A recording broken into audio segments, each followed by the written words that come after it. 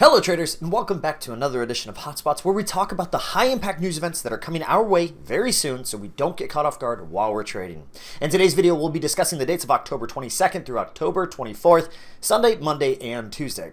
Sunday, it is worth noting that a bank holiday in Eastern Time will begin out of New Zealand, and then as we work our way into Monday, nice easy start to the week. Nothing notable going on Monday, but as we reach Tuesday, an awful lot of flash manufacturing PMI. We do have a 2 a.m. high impact release that's not flash manufacturing PMI coming at us out of the UK, but then at 3:15 a.m. we have a French flash manufacturing PMI followed by a 3:30 a.m. Eastern Time flash manufacturing PMI out of Germany. Then again at 4 a.m. more high impact news, but this time not flash. This is high impact news out of Australia. Then back to flash at 4:30 a.m. Eastern Time out of the UK with a flash manufacturing PMI, and then finally 9:45 a.m. Eastern Time out of the US we have flash manufacturing PMI, and that does it for the flashes.